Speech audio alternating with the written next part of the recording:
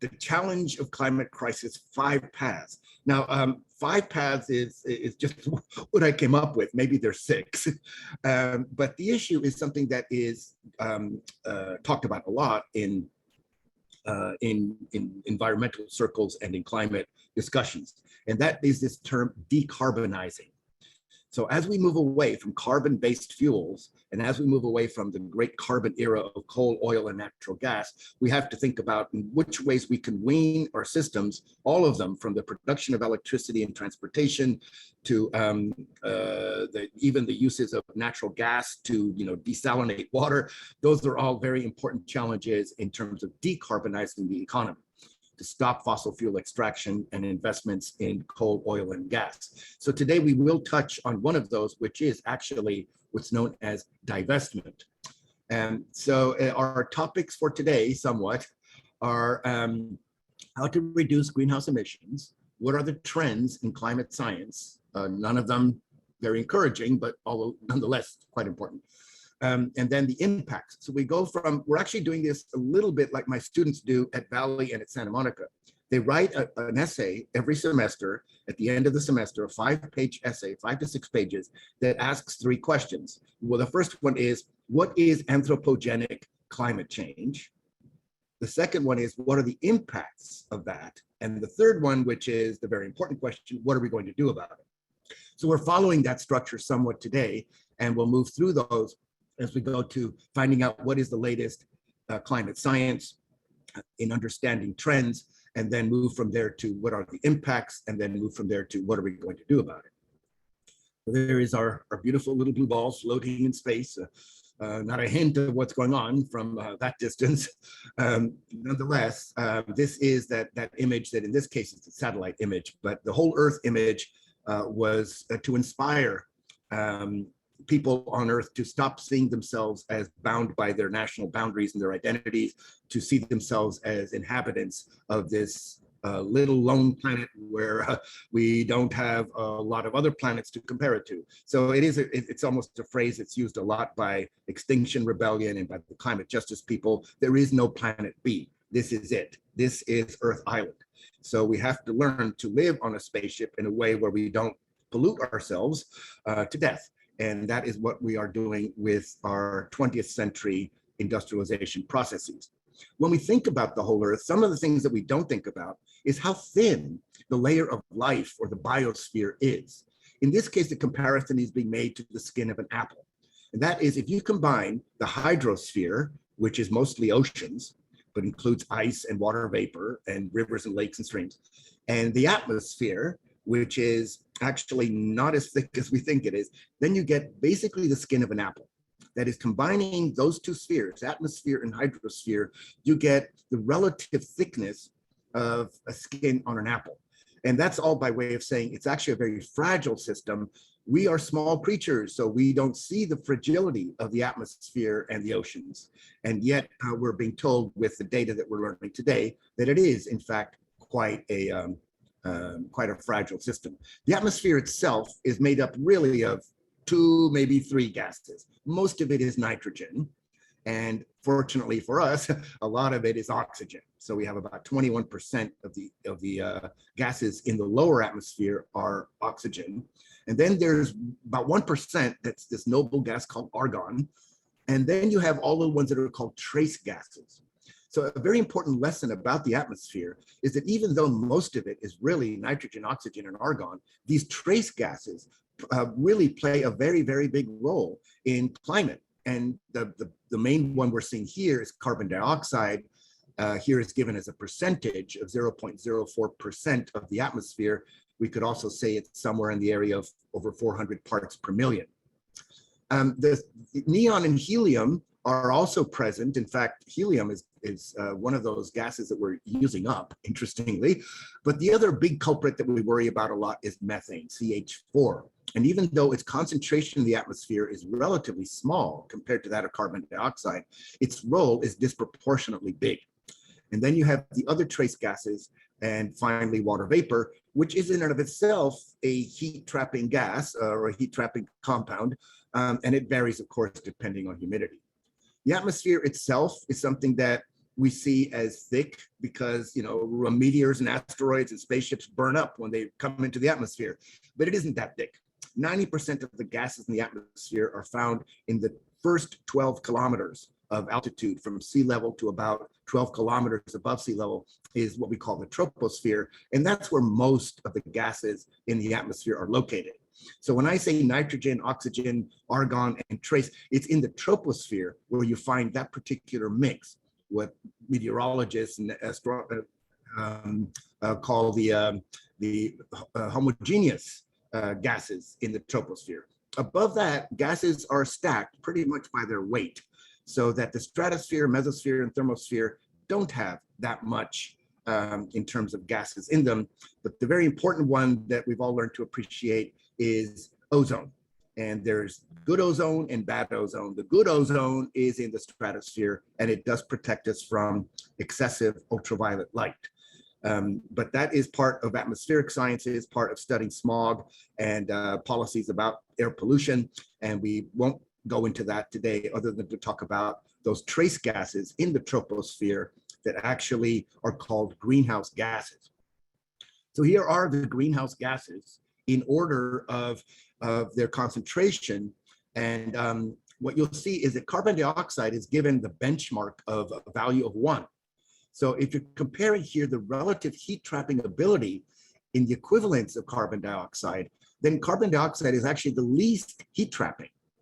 The other trace gases, the other greenhouse gases, are much more heat trapping, but carbon dioxide is by far the most abundant of these greenhouse gases. So it does play a very big role and has through natural history in terms of everything from ice ages and amount of oxygen in the atmosphere, and carbon dioxide plays a very big role in that. The second one you see is methane, and I do want to talk a little bit about methane today. Over a 20-year period, it's about 84 times as heat trapping as CO2, and over 100 years, it's about 28 times. The reason being that methane doesn't last that long in the atmosphere compared to the other gases. It actually breaks down.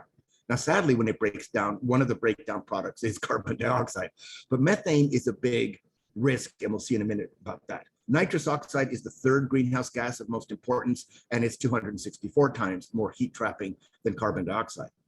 There is a family of industrial gases known as hydrochlorofluorocarbons, HFCs, which are extremely heat trapping, found in very tiny amounts in the atmosphere. The only reason it's worth talking about those is that there was an international agreement in Montreal a long time ago to phase out that gas called CFCs, chlorofluorocarbons, that were causing a depletion of stratospheric ozone, meaning this gas was getting up into the stratosphere, was interrupting the making and breaking of ozone that happens in the stratosphere with ultraviolet light, allowing too much ultraviolet light to penetrate the stratosphere and reach the Earth's surface.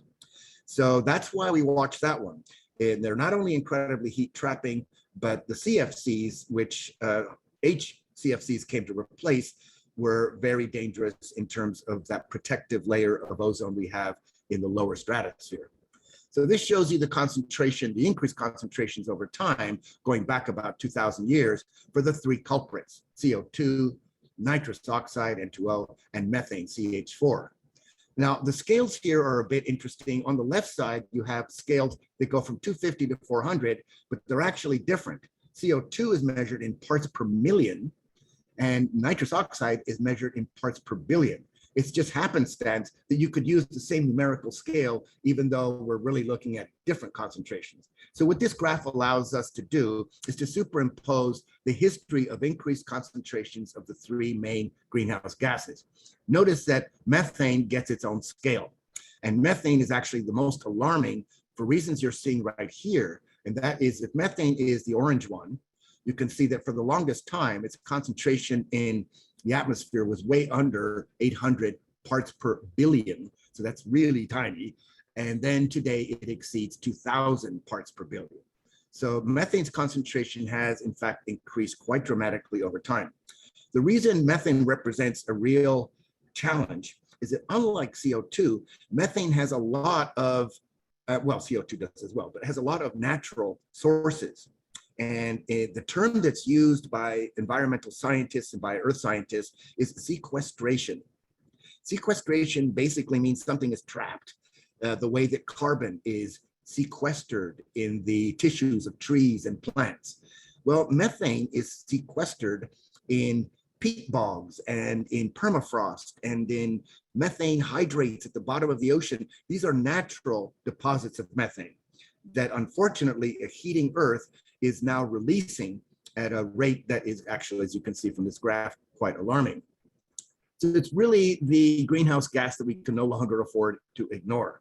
And it's complicated because landfills create methane. So does growing rice. So does sewage treatment plants. And raising cattle, particularly dairy cattle. So there's many sources of methane, and some of them are really not in our control. We can do very little about the melting of permafrost at this scale, or at this stage, and that's adding considerable amounts of methane. So this is why it looks so important, as you can see, when it comes to the four greenhouse gases. Notice that the fluorinated gases, that's the chlorofluorocarbons and the hydrochlorofluorocarbons, they're actually have really increased in terms of their global warming potential. But when you look at the distribution, you see over here, CO2 is still by far 3/4 of the responsible greenhouse gas. And there's methane in not a very close second at 16%. But these two are really the most alarming. When we understand what's going on in our atmosphere, it's like looking at a bank account. In a sense, there's deposits and withdrawals. The incoming solar radiation is high frequency, and that includes ultraviolet light. The outgoing radiation back from the Earth, back out to space, is infrared. So ultraviolet is a much faster frequency than infrared. This is slower. And as this radiation goes out to space, it runs into the composition, the chemical composition of the atmosphere. And that's where greenhouse gases play an important role. Now, it has to be said, because sometimes we can make the mistake, the greenhouse effect that we're talking about is a good thing. It's not a bad thing. The greenhouse effect is what makes it possible for human beings to effectively inhabit almost every corner of the planet, including Antarctica, because of the distribution of solar radiation by greenhouse gases that make most of the atmosphere actually quite livable for the biosphere, for living things. So what changes is the chemical composition of the greenhouse gases. When you add more greenhouse gases, then their heat trapping ability is increased, and the amount of radiation radiated back to the Earth because of that is far greater than it has been over a long period of natural history. So this is the problem with incoming solar radiation and outgoing solar radiation. Our greenhouse gases, which have afforded this very livable planet for the longest time, can indeed become a bit of an undoing when there's simply too much of carbon dioxide and methane and nitrous oxide in the atmosphere. This is the same idea, just done in a more visually appealing way, but it does show you that incoming radiation, how much is reflected. Now, there's a lot to this. If you're earth scientists, you already know that this is a complicated process, because clouds reflect sunlight, and so does snow, and so does ice, and oceans absorb sunlight. All of that has to be modeled when we talk about climate change modeling. And those models have been refined over time so that today they're better than they were 10 years ago, and they're more exact, and they're even able to help us pinpoint, maybe in some ways, specific or discrete processes in weather and weather change that are in fact attributable to climate change. This was a more difficult task 10 years ago than it is today. So the science behind the modeling has improved tremendously, and it has allowed science to, in a sense, get a more granular view so that we can ask the question, what is the impact of global warming on Los Angeles? That was a difficult question to ask 10 years ago. But today we can ask that because there's so much richer data, there's so much better measurements at the local level, and that can all be crunched in very large models that are run on Cray computers. But this shows you the steady increase of carbon dioxide from what was known as Keeling's curve. This was the observatory in Mauna Loa in Hawaii, and it started in 1959. The sawtooth design you see is actually the seasonal changes, winter, summer, and you can see that by 2020, we had already exceeded 420 parts per million of carbon dioxide. Other views of the same thing. Here you have it at exactly 419.28 parts per million, and that was in April of this year. So the inexorable increasing, slow as it is, you can see in this particular information, this graphic, showing you a rather sudden increase in the 1970s and 80s. This is when Hansen gives his testimony to Congress in the early 80s, warning congressional committees that in fact global warming was real, that it was growing steadily, that it would continue to grow steadily, and that we had to do something about it. Unfortunately, at the time, policymakers almost turned a deaf ear to James Hansen's testimony. But today, fortunately, I think he's being given the credit he deserves. So there we are at almost 1.5 degrees Celsius. And we're told that that is really a temperature increase that we could quote unquote live with. Now, who is we is a good question. Does that mean that people live in low-lying islands in the Pacific Ocean? Can they live with 1.5 degrees Celsius? That's a good question, because many of those islands are today facing sea level rise at a very fast rate. And in some cases, people have had to leave those islands and move to either other countries or the mainland, as has happened with people living in Palau and Vanuatu and many of those low-lying atolls in the South Pacific. So the other question that comes up is, aren't there natural fluctuations in climate? Yes, there are. And how do we know that we aren't just witnessing another natural fluctuation in climate? In order to answer this question, scientists have had to tease out the data and look to, for example, can you eliminate the addition of greenhouse gases by industrial society so that you could get quote unquote natural causes?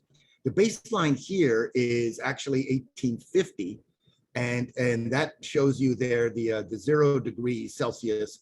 If you follow the green one, natural causes, even in 2020, we should pretty much be where we were in 1850. Two things that change it is human beings add what are called aerosols to the atmosphere, and that actually cools the planet the way that a volcanic eruption might cool a planet. And then, of course, there's the combined human and natural causes, and then the greenhouse gas emissions. This is what has led the IPCC, that's the Intergovernmental Panel on Climate Change, to speak unequivocally that we are witnessing something that is anthropogenic, meaning caused by humans. They have finally laid to rest that there's any conflict in the science between those advocating for this to be a natural fluctuation and those who are saying, no, this is anthropogenic, caused by humans. We do understand the natural fluctuations. They're complex, we won't go into them. In some cases, they're actually astronomical, known as Milankovitch cycles. You know, the path of the Earth around the sun, the wobble of the Earth on its axis, all these changes that take tens of thousands, if not hundreds of thousands of years to actually happen. So we can't think of any Milankovitch cycle that has brought about this fast a change in the Earth's atmosphere in this short a time. We're really talking about 150 years, not 21,000 years, but 150 years. When we look at the causes, of course, it comes from energy production. On a global level, oil, coal, and natural gas really own the lion's share of world energy production, and this would include the production of electricity, but in other means as well. That leaves this weird category called bioenergy that I'll touch on in a minute. And then the ones that we're familiar with, nuclear power, hydropower, and then this little category called new renewables. That's 1% of world energy production at the time. This was at 2015 data, so it might have improved a little bit, not that much. New renewables includes photovoltaic solar, thermal solar, windmills, different designs of windmills, geothermal energy, and even wave energy. So the new renewables are our hope for a decarbonized industry, a decarbonized economy, and yet what you're seeing here is that they are infinitesimally small. And the reasons are complex, but the main reason is the very strong institutionalization and embedding of the fossil fuel industrialization model throughout the world, and of course the influence that fossil fuel companies have over policymakers. In the US alone, if we look at the renewables in terms of energy overall, they account for more like 9.4%. This data is still a little bit old, but there you see also that half of that is this category called bioenergy. Bioenergy is anything that comes from photosynthesis, from plants. So it's a very confusing category. If you're growing corn in Iowa and it's going to be converted into ethanol to put in the gas tank of the car, that's bioenergy. If you're gathering wood chips from a lumber yard and throwing them in a furnace to boil water to make electricity, that's bioenergy. If you're growing algae in a tank to see if you can manufacture a combustible fuel from algae, that's also bioenergy. So bioenergy is a clumsy category which has too much in it to really be able to make sense of it in terms of what is its role in renewables. Hydropower at 28% is very important in the consumption of energy in the US. And then we have our geothermal, solar, and wind. When it comes to electricity generation, you can see that renewables have been growing in that regard, though fossil fuels are still 2/3 of how we produce electricity, and most of that is coal.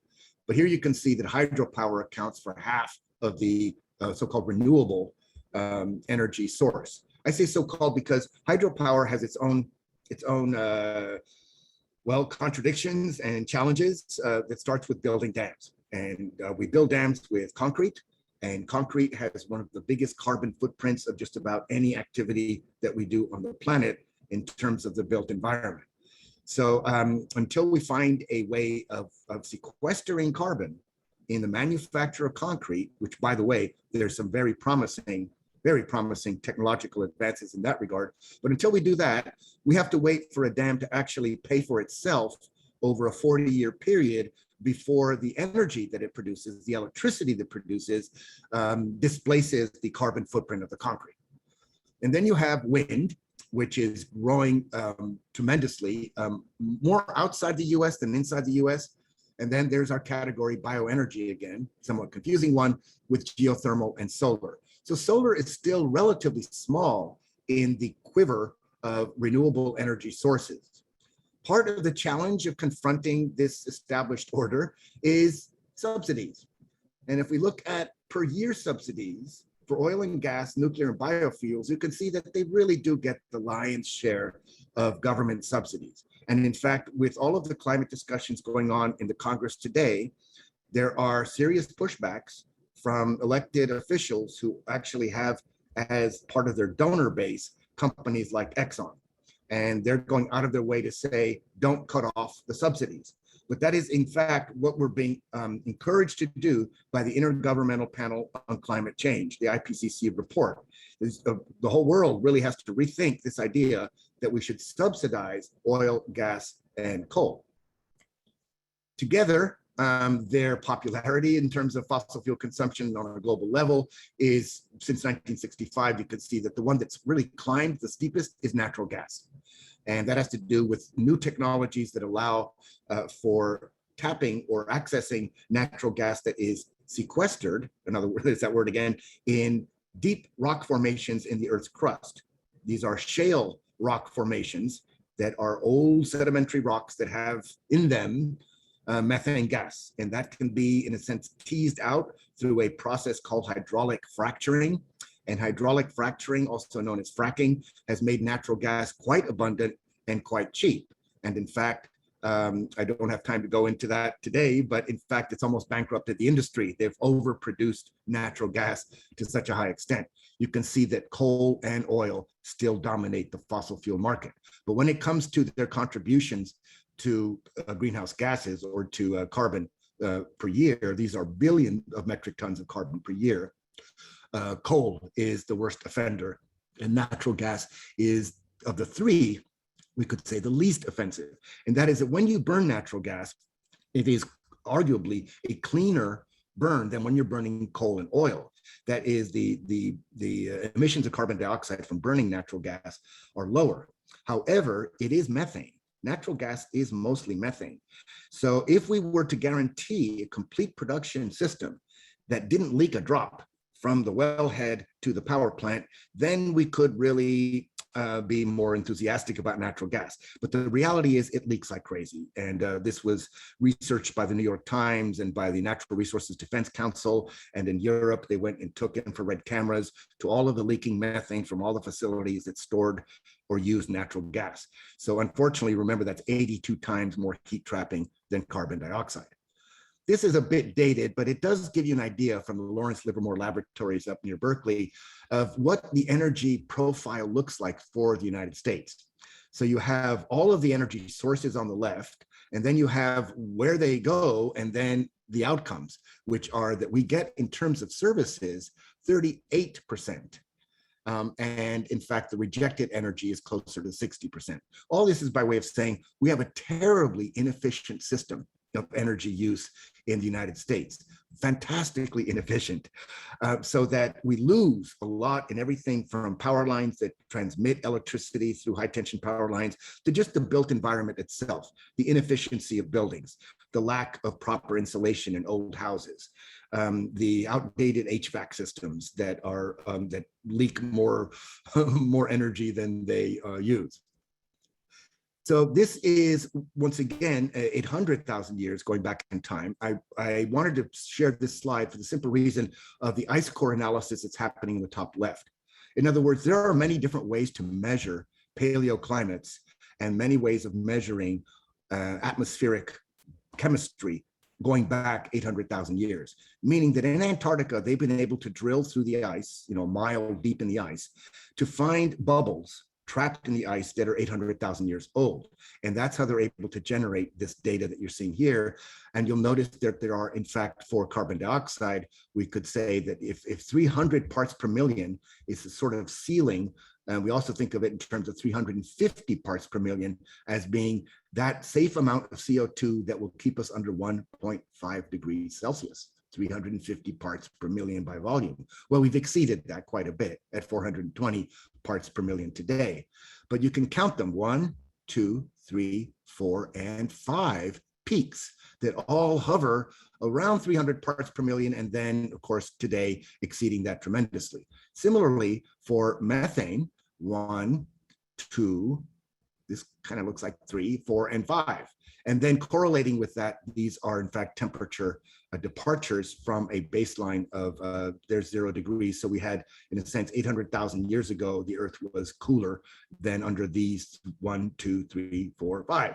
This answers the question, do these greenhouse gases play a role in the actual change in temperature in the atmosphere? The answer is yes. These correlative data does strongly suggest that peaks in methane and CO2 correlate strongly with peaks in temperature going back 400,000 years. So here's the 400,000 year scenario. And then you see the current, this one's actually a bit dated as well, because we're in fact at 420 parts per million today for CO2. So this is extraordinary. This hasn't happened in 650,000 years. This hasn't happened in 650,000 years. We were in a different geological era when this happened. To give it a bit more dramatically, this going back only really 2,000 years, you can see the big leap that happens after the Industrial Revolution. That date 1750 being sort of the date where data begins to suggest, as we discovered coal as a source of heating and so on, we got the Industrial Revolution.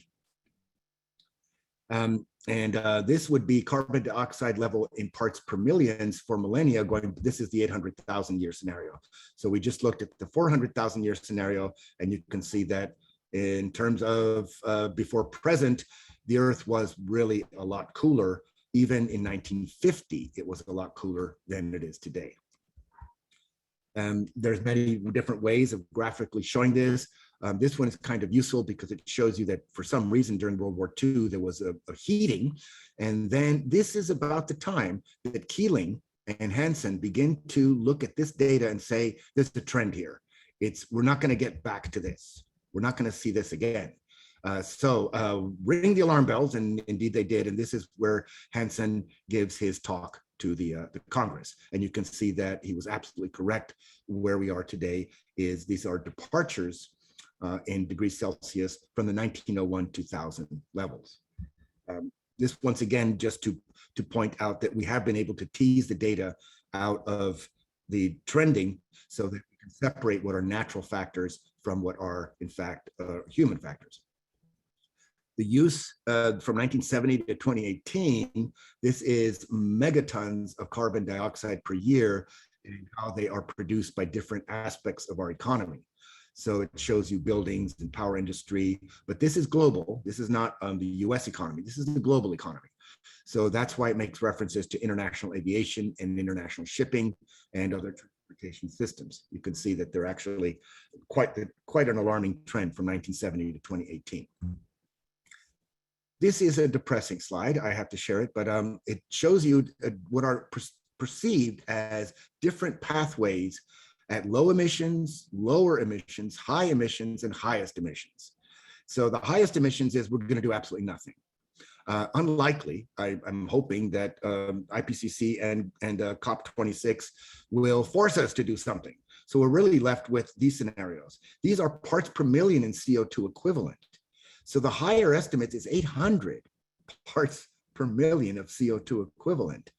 Even the lowest emissions has us staying close to about 500 parts per million by 2040, and then by the end of the century, hovering around 440, 420 parts per million.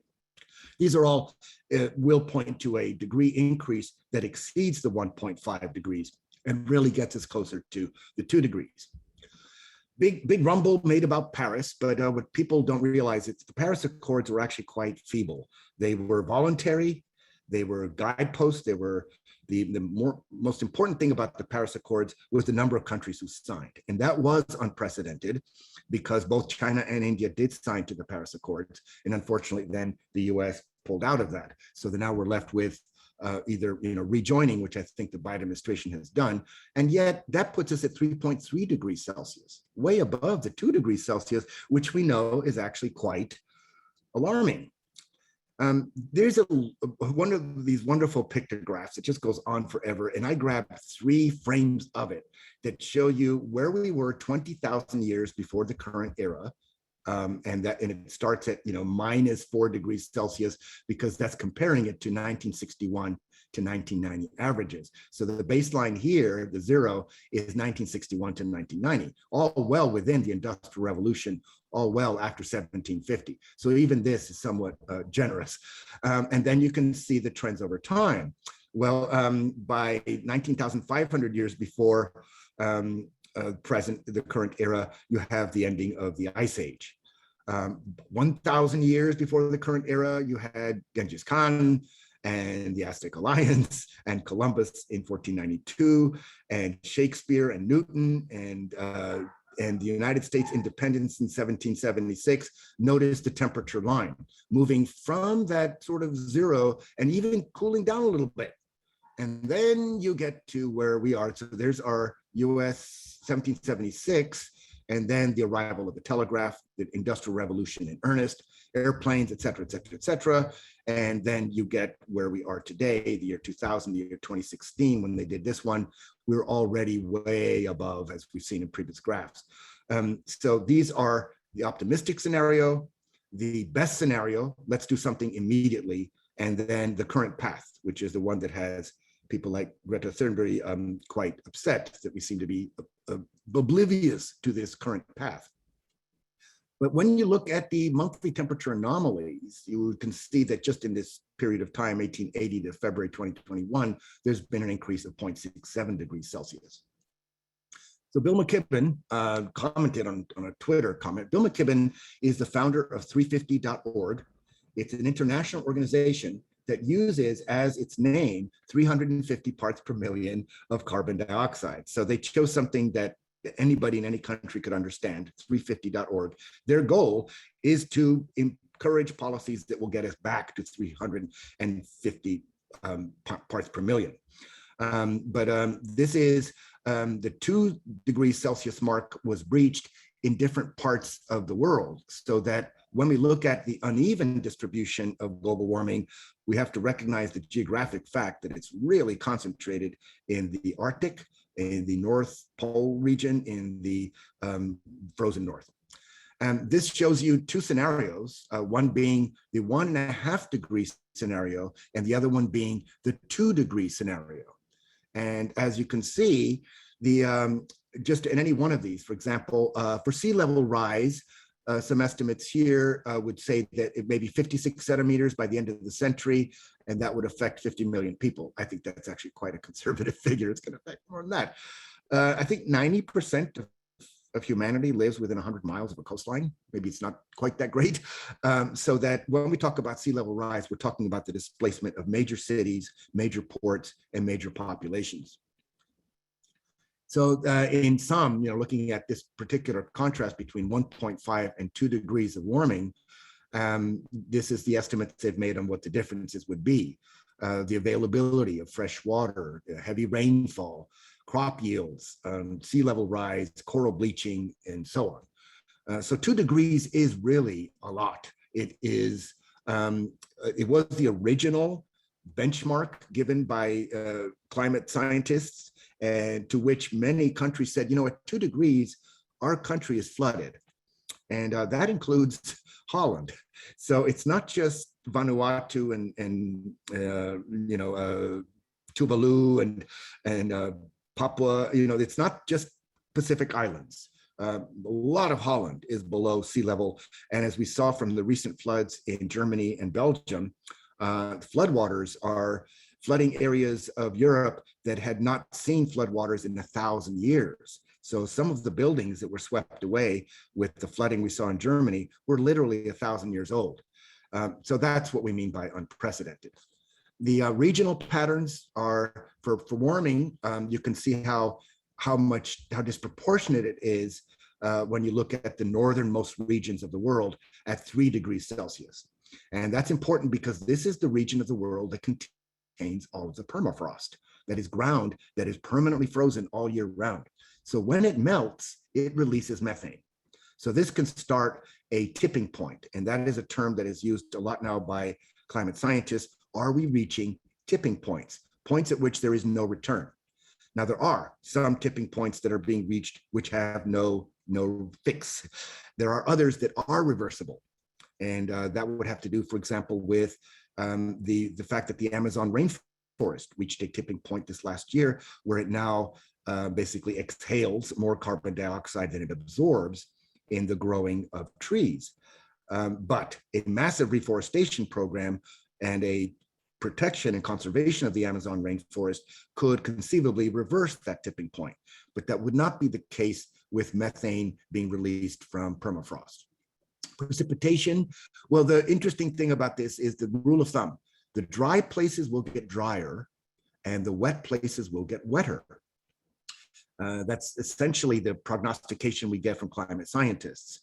And that's why in our Mediterranean climate of California, we're experiencing drier. We are really, it's almost semi-arid region, though the Mediterranean climate is misunderstood. We don't live in a desert. We live in a Mediterranean climate. That means we get our precipitation all at once in a few 4 months of the year.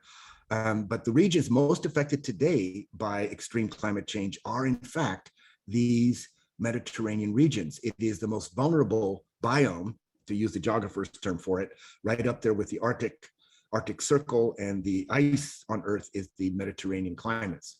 The first city that is already experiencing the problem of sea level rise is Miami. Unlike a lot of cities in the United States, Miami is out there in the Atlantic Ocean, Miami Beach, for instance.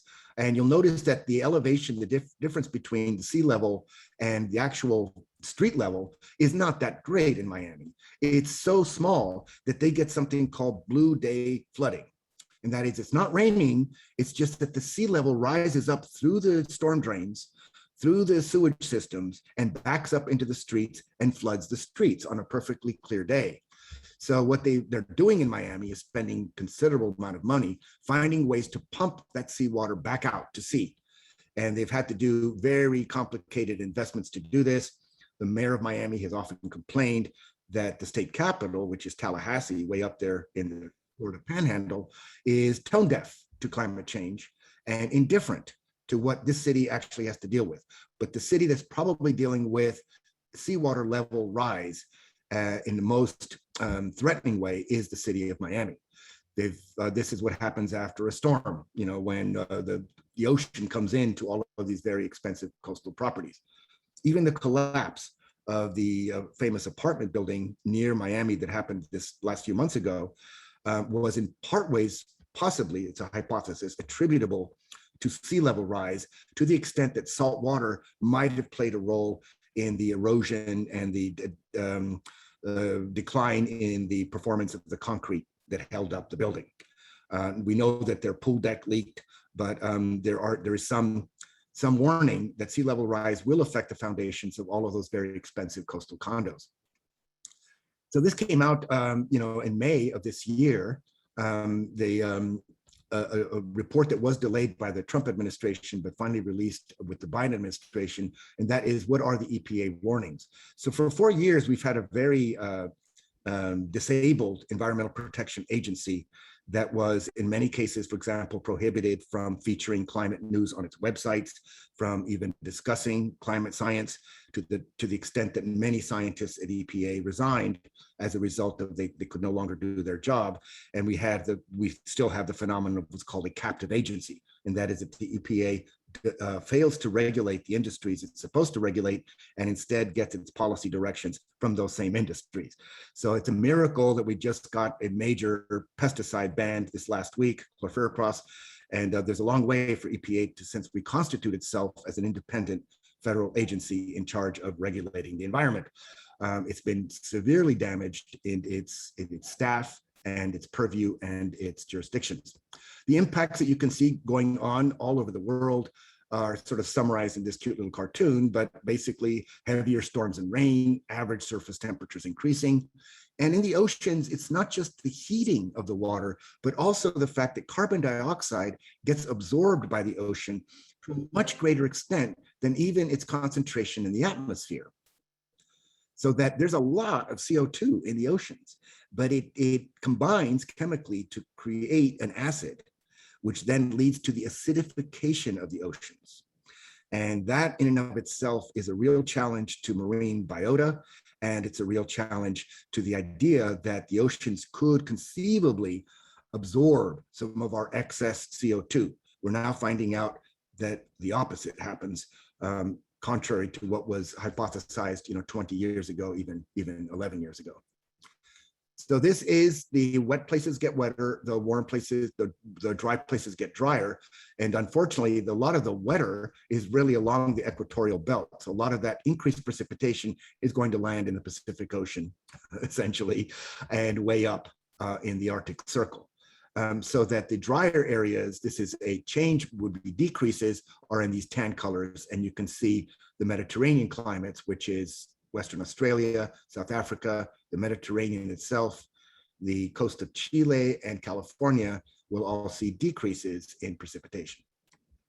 And then, of course, the inexorable, these also in degrees Celsius, could be as high as 9 degrees Celsius by the end of the century for the northernmost regions of the planet. So we're talking about rapid loss of ice. In 3 decades. This is, I remember 1981, so this is somewhat alarming. This has happened in such a short period of time. So there is a wonderful documentary film called Chasing Ice. It was nominated for all kinds of, including an Academy Award. It was done by some real brave photographers who went out to Greenland. They went out and used time-lapse photography to bring home what is happening with glaciers and the ice sheet on Greenland. Greenland is one of the 2 places on Earth that are still, quote unquote, glaciated, meaning that way after the Ice Age, there are two pieces of continental plate on the planet that are still covered in ice. And one of them is Greenland and the other one is Antarctica. The ice that's found at the North Pole is not land ice at all, it's sea ice, it just floats there. So to the extent that this is the fastest heating area of the planet, you can see what is expected to be the shrinking of that ice by the end of the century. That would be the white zone that you see here. So that today it's already happened. There's now the Northwest Passage is now open. Ship travel can happen between Eastern Canada and Alaska, because all of this ice has now retreated. The Jackson Glacier in 1911 and the Jackson Glacier in 2009. So glacial retreat is very important because there are places in the world where large populations of human beings depend on glacial melt for their water supply. Not just the city of La Paz, Bolivia, which gets all of its water from a single glacier, but all of the populations of the Indus and the Brahmaputra and the Ganges rivers in northern India get all of their water from Himalayan glaciers that are also melting at a very fast rate. So this is the Arctic monthly mean sea ice extent, and you can see that it has, in fact, these are millions of square meters, so that by 2019, it was somewhere around 14.5 million square meters from where it had been at about 16 million square meters.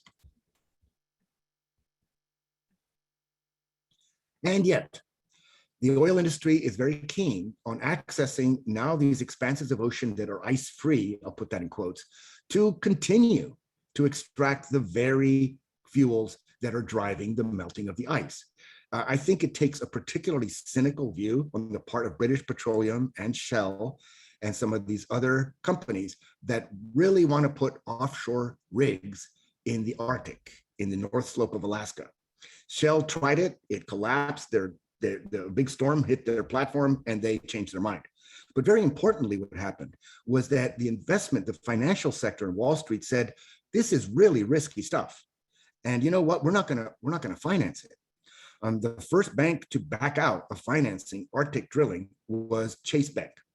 And it's now happened with a few other big lenders that are seeing the risk factors in continued extraction and use of fossil fuels. And I'll talk about that a little bit later, but it is a sea change in terms of people's understanding of what constitutes investment in the future.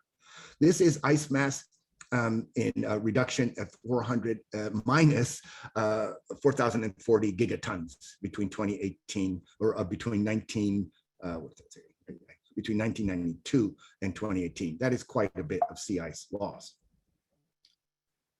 This one we've seen again, but this is change in the heat content relative to 1981, 2010 average in zettajoules. We won't go into that. It's a lot of joules. And you can see there the real turning point in terms of the oceans are in fact warming up. So this is ocean temperature increases. Oceanographers are looking at this with very sophisticated equipment with probes that go down deep into the ocean. And what we're seeing is that the deeper ocean is now warming up at a rate that we thought was not possible. So this is global sea level change. This is the actual increase by July of 2020 to about 69.1 millimeters.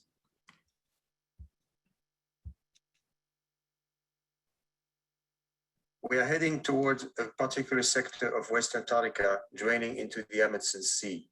This sector is drained by 6 glaciers. The biggest ones are Pine Island Glacier and Thwaites Glacier. The speed of the glaciers measured by satellite is shown in color code. Red is fast, blue is slower, and green is the slowest. The glaciers flow into the sea and form floating extensions called ice shelves. Now in red are the areas where the flow speed is increasing almost every year. The darker the red, the more the glacier has been speeding up. You see that all the glaciers are speeding up. Now we focus our attention on the Smith Glacier, which is a smaller glacier, but which has experienced some of the most dramatic changes. The grounding line of Smith Glacier in 1996 is at the transition boundary between the blue color, the ice shelf, and the white color, ice resting on the continent. Now we transition to 2011. The grounding line is 35 kilometers farther back, a retreat of nearly 2 kilometers per year. If we could peel off the ice from the continent and see the bed, this is what it would look like. The arrows indicate the flow direction of ice. Their color indicates the speed. Blue is slow, red is fast. We see that the glaciers flow on top of major subglacial valleys colored in brown. The darker the brown color, the deeper the valleys.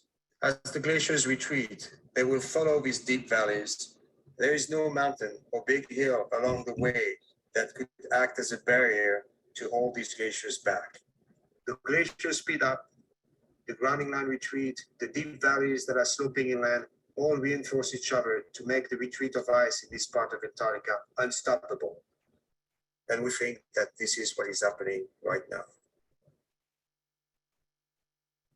So that's rather sobering. That is one of those tipping points that has been reached. And that is, I also call attention to the Thwaites Glacier, which has gotten a lot of research attention recently as also melting very, very fast. This is an image from an airplane that shows you the extent to which the industry of hydraulic fracturing has turned regions of the United States into Swiss cheese, is what I call it. It's not only incredibly ugly and devastating to the landscape, but I actually saw this flying from Houston to LA, and I looked out my window and all I could see was fracking pads and these pools, which are used to collect the poisoned water that they use in hydraulic fracturing.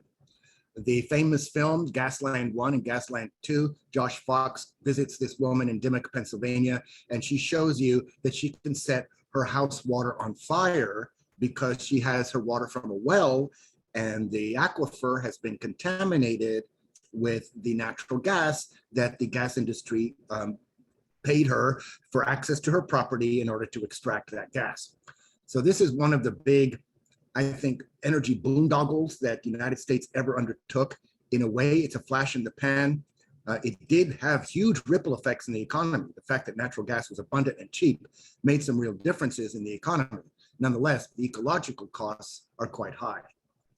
And then, of course, we're facing the things that we get in our relatively arid climate, and that is that every fire seems to outdo every previous fire for being the biggest fire on record.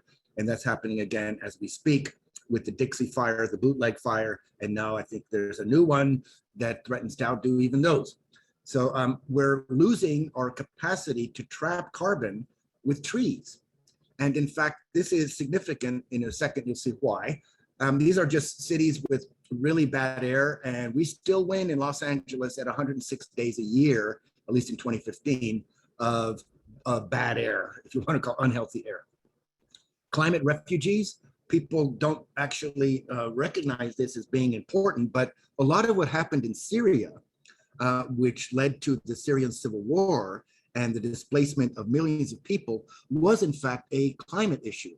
And that is that they faced a long drought, which drove a lot of peasant farmers away from their villages. They migrated to cities and found themselves in these cities now that had a lot of climate refugees from the countryside. And then the rest is history as far as what happened to the regime in Damascus, and then all of the foreign interventions that have kept that war going incessantly for such a long time. So these are people displaced by war, but that origin of that war is found in the climate calamity facing that region, the sort of drying up of everything. The last item I want to touch on impacts before I get into what are we going to do about it is this very interesting story of the what some oceanographers call the underwater conveyor belt, or the thermohaline circulation.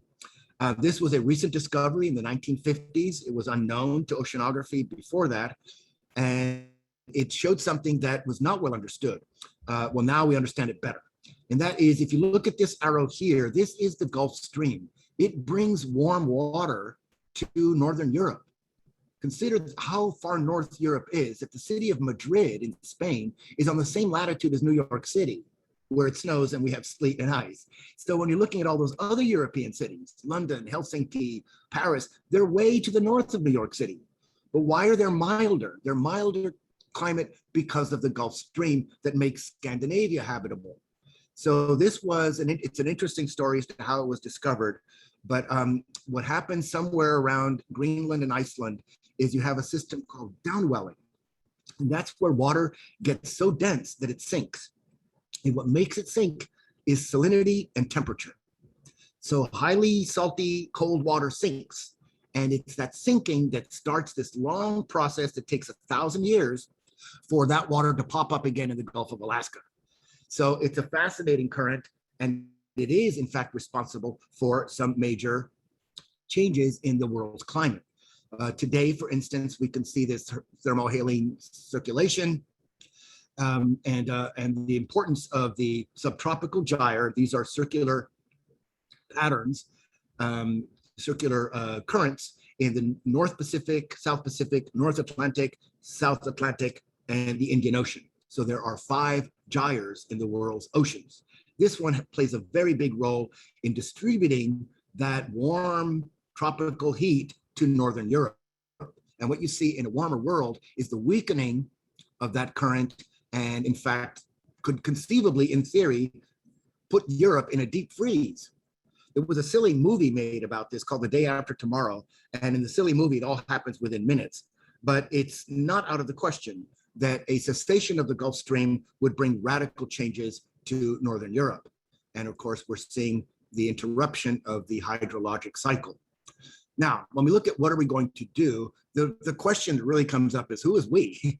Is it we residents of Los Angeles, we as Californians, we as Americans, we as human beings?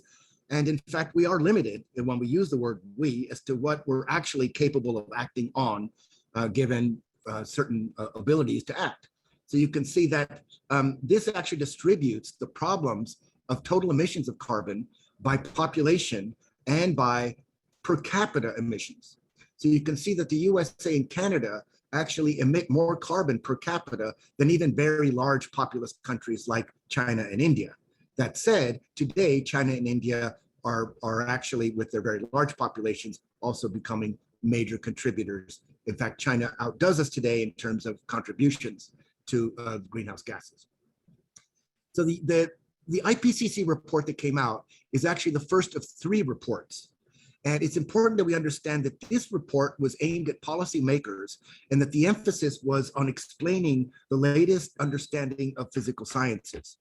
I mentioned that because some people looking at this IPCC report said, well, it's really poor on solutions. You know, it's just emphasizing all of these horror stories. And that's true.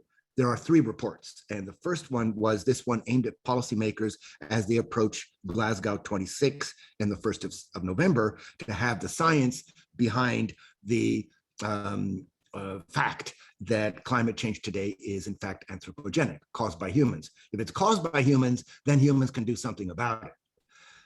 So there are in fact 5 takeaways from the UN report. And this is the report itself. So it's the physical science basis. So that's why it's report number 1. Human influence has unequivocally warmed the planet. So now it's beyond debate. Climate science is getting better and more precise. That's very important because the ones that want to cast doubt on the science have been proved wrong again and again, meaning that if anything, the previous models and predictions were too conservative and they gave us too big a window for action. And it's only in recalibrating that data and in reassessing the future that they're saying, okay, we really have 9 to 10 years. We're locked into 30 years of worsening climate impacts, no matter what we do. That's very important because a lot of the terms that are used today by designers and by urban planners and by climate scientists, resilience. We talk about sustainability, but it does beg the question, sustaining what for whom?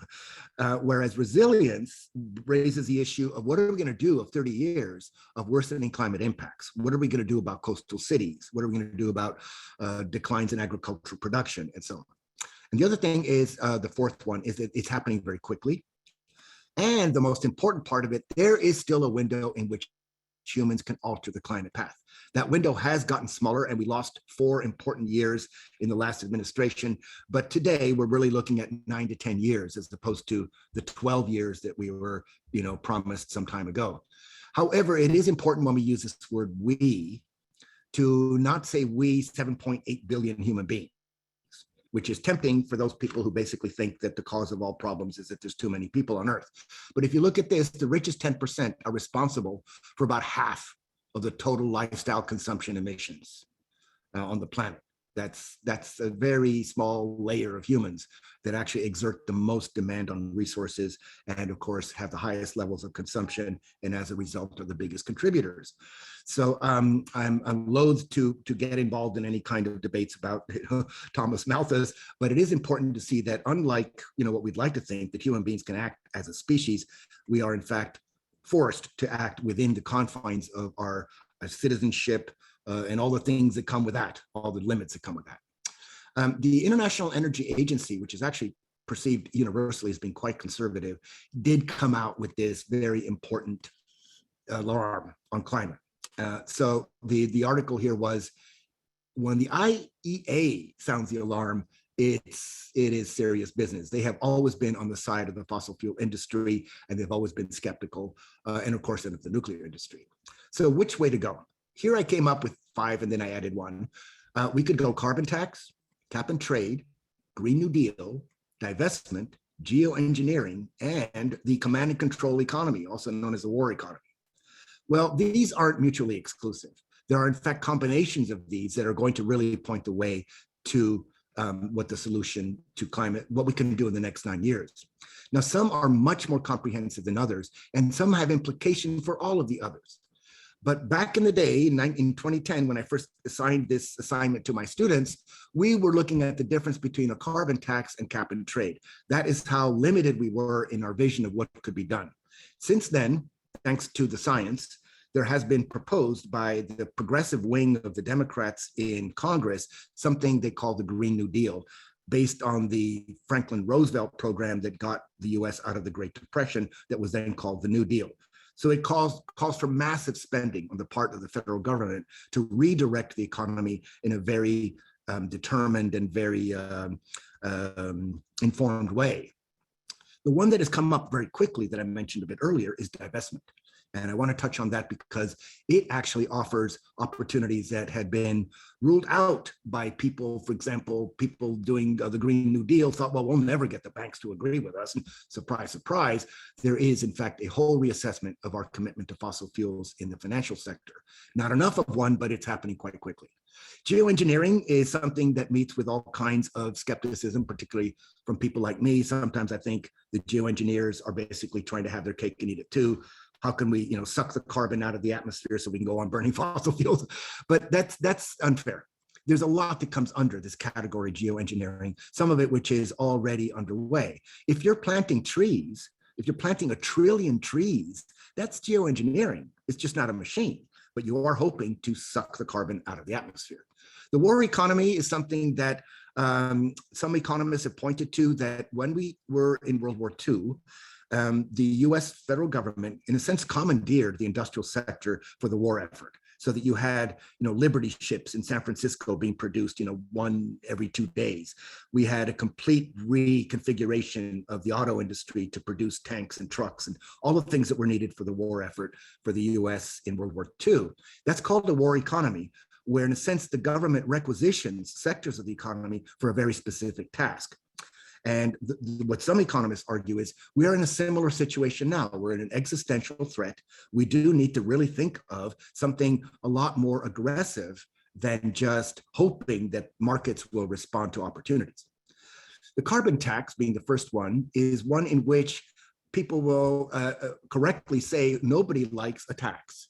And, try running that up a flagpole and see who salutes. So we did have a problem in California when this was first suggested. The carbon tax was suggested before we got AB 25, that was signed by Governor Schwarzenegger.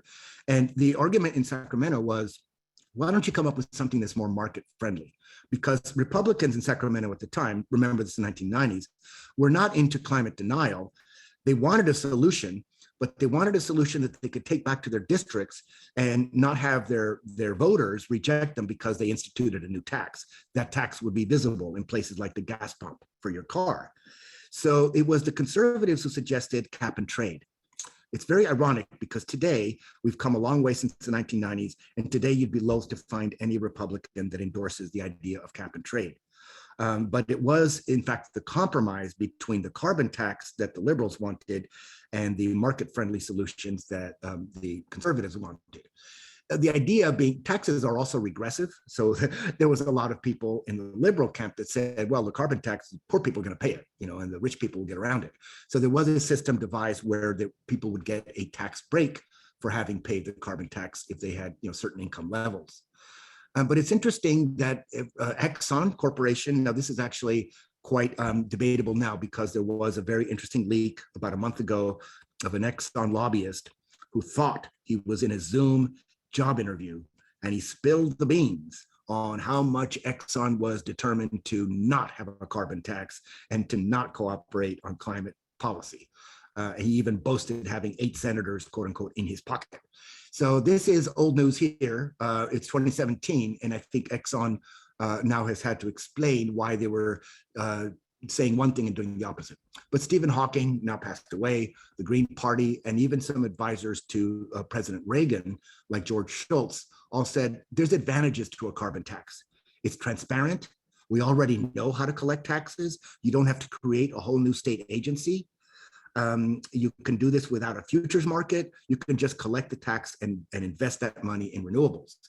So it is interesting, the sort of full circle that some conservators are saying, we don't want a new government agency with a big budget to do cap and trade. Why don't we just go back to the old carbon tax?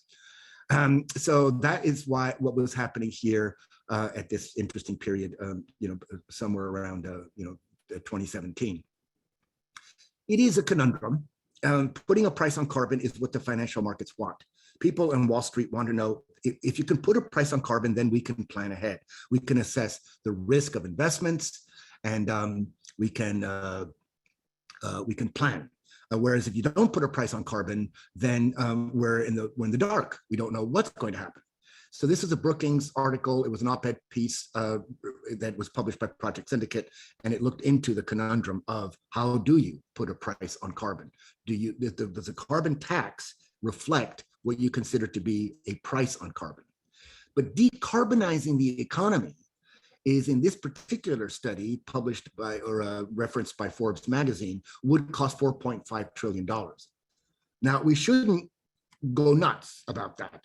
That to me seems a very reasonable price to pay, actually. If we could really decarbonize the entire power grid at 4.5 trillion, we spent how many trillion in Afghanistan after 20 years? So sometimes we spend trillions right and left and we don't bat an eye. And then someone suggests spending a few trillion on major infrastructure programs and decarbonizing the economy, and people break out in a rash. Oh my God, we can't do that. Well, we can do that, and we should really think about a Keynesian solution to a problem that the market will not get us out of.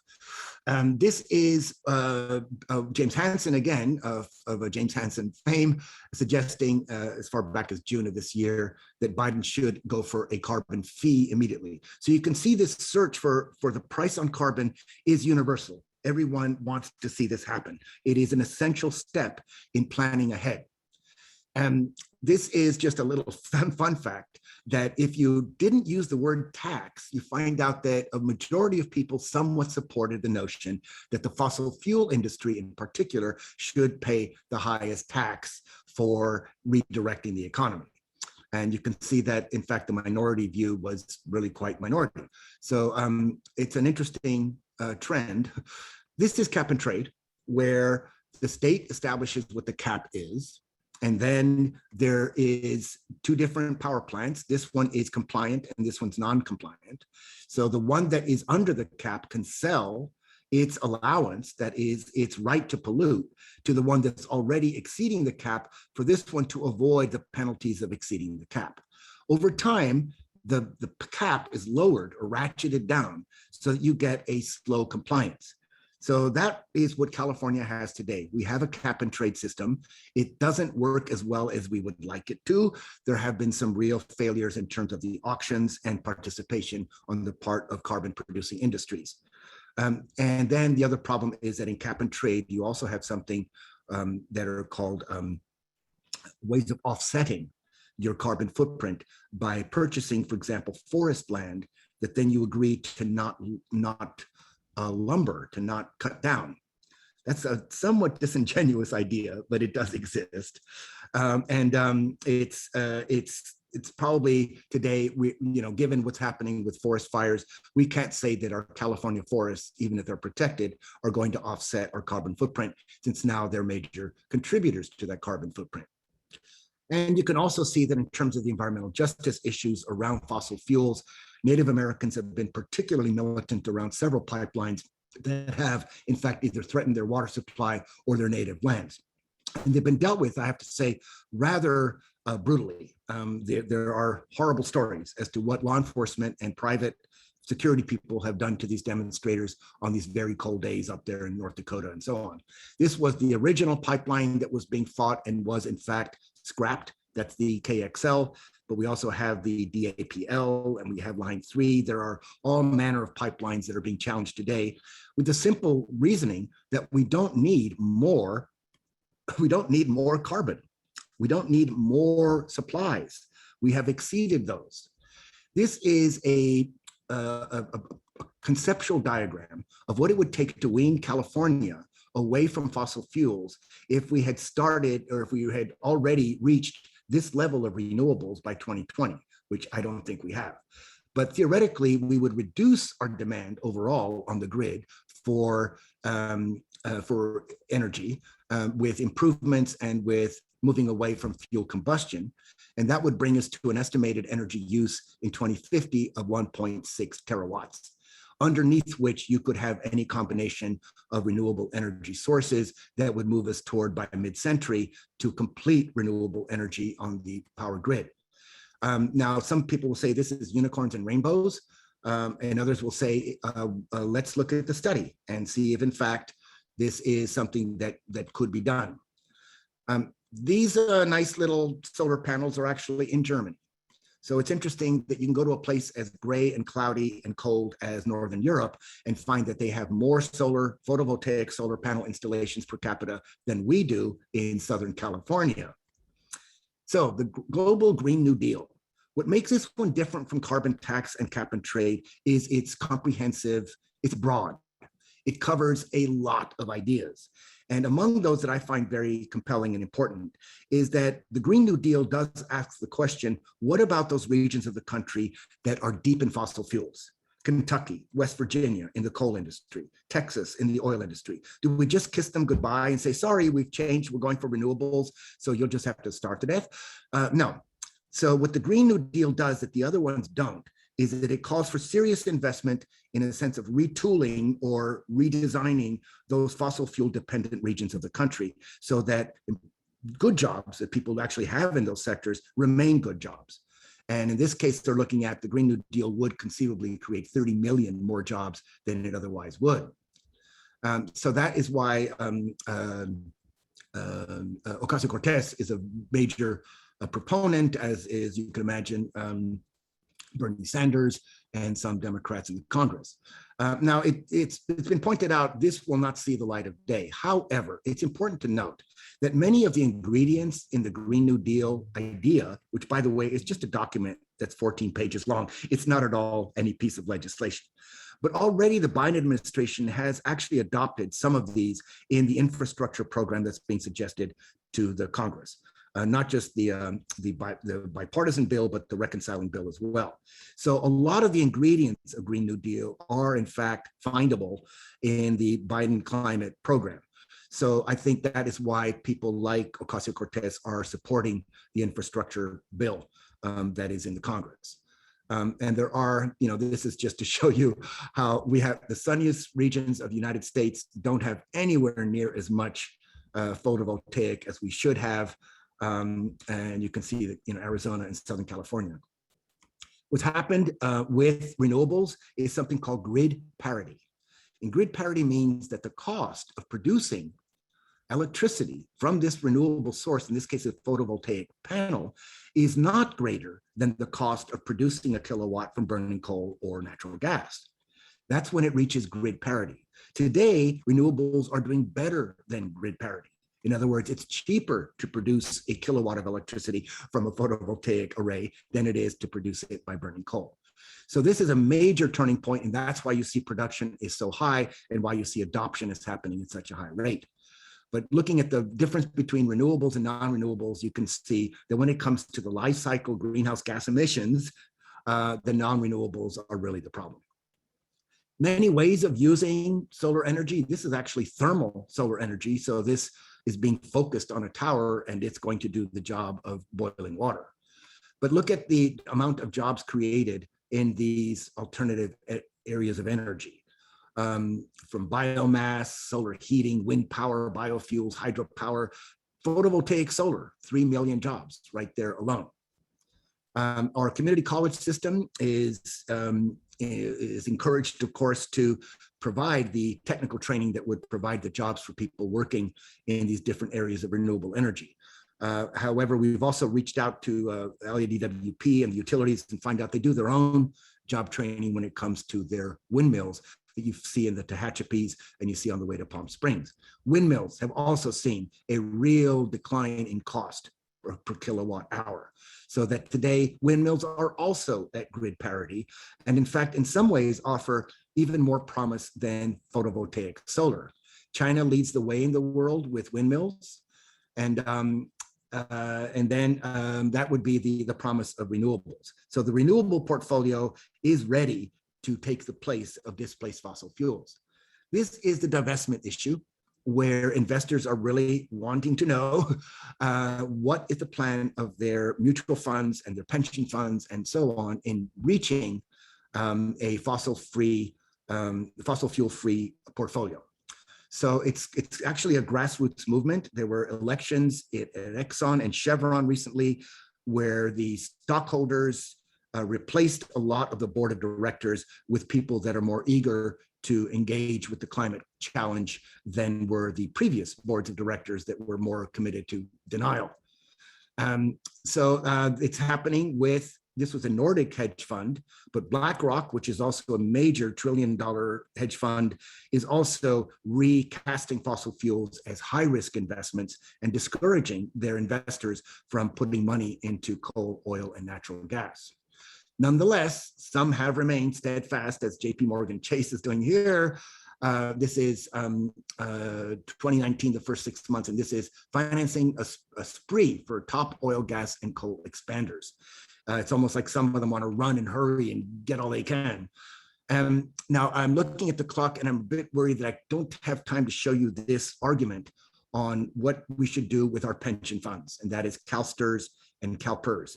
Largest pension funds in the country in California, and they do in fact have a very big influence on the stock market. If CalSTRS was to divest of those items in the portfolio that are fossil fuels, that would send multipliers and shudders through the entire financial markets.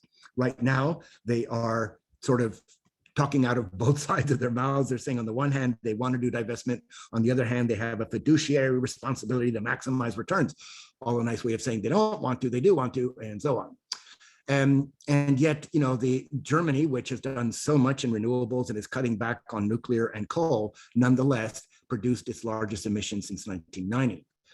The geoengineering technologies are in some ways laughable because they have a huge carbon footprint on their own. I mean, I don't know how you get mirrors out to space other than, you know, rockets. And a lot of it is just really crazy, sort of Wired magazine. We can solve our problems with more technology. Let's use more technology to deal with the problems of the previous technology, including carbon sequestration. They're not really what they call clean coal, which is a way of burying the CO2 from a coal-fired power plant. But the purpose of this so-called clean coal is to keep burning fossil fuels. In other words, if you could capture the CO2 and somehow sequester it in the Earth's crust in any number of these deposits, consider the amount of pipelines you'd have to build to carry this stuff, that then you can go on doing what you've been doing. So that's why geoengineering meets with such a skeptical perspective. This was a study that was done far back in 2018, that it showed that geoengineering would conceivably have a great damage on agriculture if they were talking about adding aerosols to the atmosphere that would thicken the atmosphere and reduce the amount of solar radiation arriving to the Earth's surface. So that one has been thoroughly debunked. So what do we need to do to achieve at COP26? And so this is very much UN language, and I'm sure that, like me, you find this language somewhat upsetting because it's so neutral. Accelerate, curtail, speed up and encourage, protect and build, deliver, finalize, accelerate. These are all nice neutral words that completely lack any confrontation.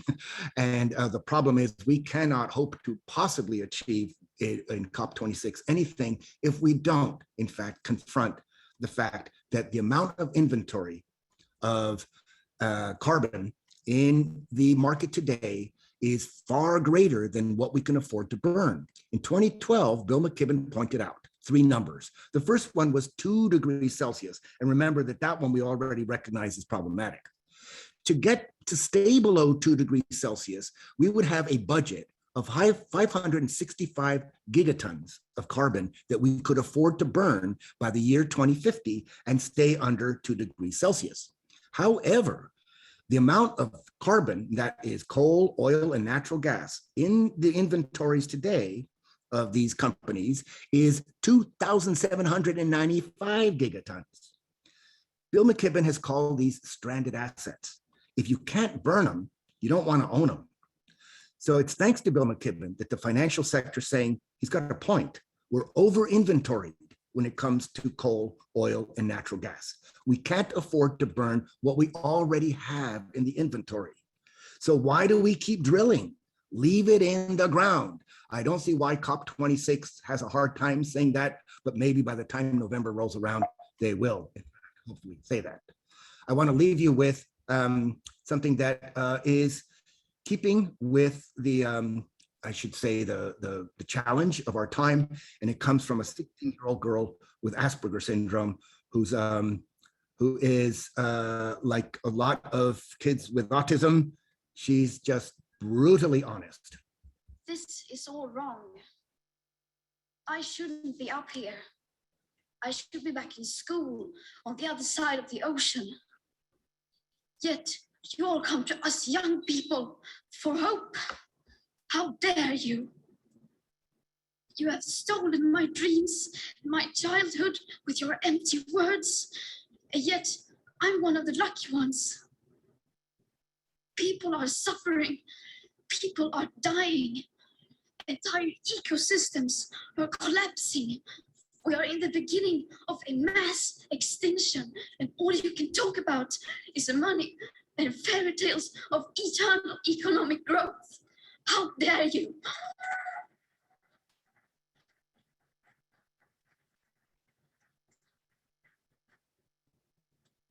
For more than 30 years, the science has been crystal clear. How dare you continue to look away and come here saying that you're doing enough when the politics and solutions needed are still nowhere in sight? You say you hear us and that you understand the urgency. But no matter how sad and angry I am, I do not want to believe that. Because if you really understood the situation and still kept on failing to act, then you would be evil, and that I refuse to believe.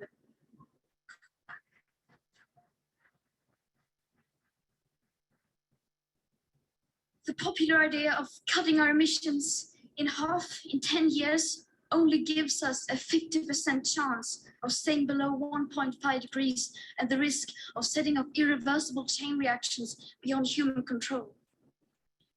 50% may be acceptable to you, but those numbers do not include tipping points, most feedback loops, additional warming hidden by toxic air pollution, or the aspects of equity and climate justice. They also rely on my generation sucking hundreds of billions of tons of your CO2 out of the air with technologies that barely exist. So a 50% risk is simply not acceptable to us, we who have to live with the consequences. To have a 67% chance of staying below a 1.5 degrees global temperature rise, the best odds given by the IPCC, the world had 420 gigatons of CO2 left to emit back on January 1st, 2018. Today, that figure is already down to less than 350 gigatons. How dare you pretend that this can be solved with just business as usual and some technical solutions? With today's emissions levels, that remaining CO2 budget will be entirely gone within less than 8.5 years. There will not be any solutions or plans presented in line with these figures here today. because these numbers are too uncomfortable. You are still not mature enough to tell it like it is. You are failing us, but the young people are starting to understand your betrayal. The eyes of all future generations are upon you. And if you choose to fail us, I say, we will never forgive you.